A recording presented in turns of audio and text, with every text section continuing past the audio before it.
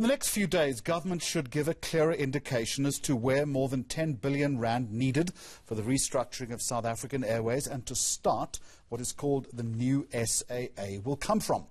The Public Enterprises Minister, Gordhan, has told Bloomberg News that government's commitment is clear and meetings in the coming week will resolve what he calls the money issue. To most of us, though, on the sidelines, this process is about as clear as a heavy morning fog around OR Tambo International. The editor of SA Flyer magazine and respected aviation commentator, Guy Leitch, is in the cockpit for us on this story on Monday lunchtime. Guy, good afternoon to you.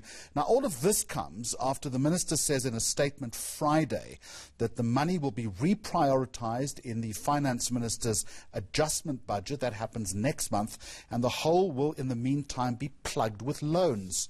Where's the money going to come from? Yeah, hi Jeremy. Well, the government's hand has been forced.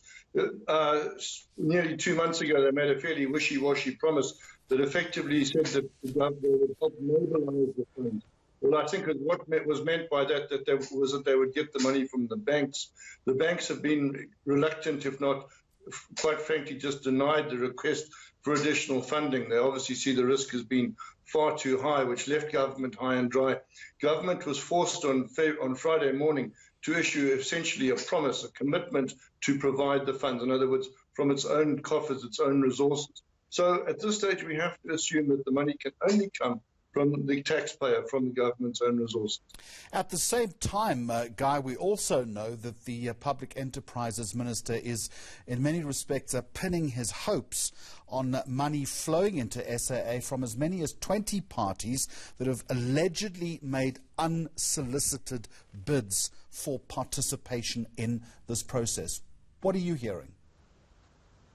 Yeah, I'm extremely skeptical about the value of any of those so-called unsolicited bids.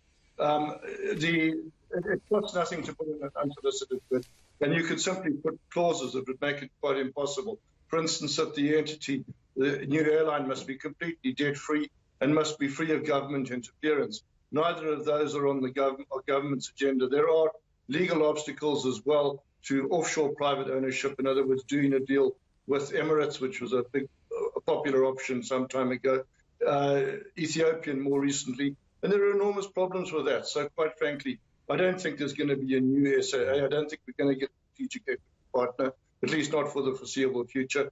I think it's going to be up to the taxpayer to bail it out. And let me just warn us all, as it were, that the 10.5 billion that has been requested is not sufficient. It's not even the 14 billion which was requested, which was the 10.5 billion plus another 4 billion rands worth of restructuring costs. That's not even been asked for. So this is just bridging finance. And once the airline starts flying again, at this stage from January next year, let us acknowledge the fact that the losses are going to actually skyrocket. They're going to get faster and faster. All right, Guy Leitch, we're going to leave it there, editor of SA Flyer magazine. I see we're having a little bit of difficulty with the link, but I think we have the gist of it. Thank you very much indeed.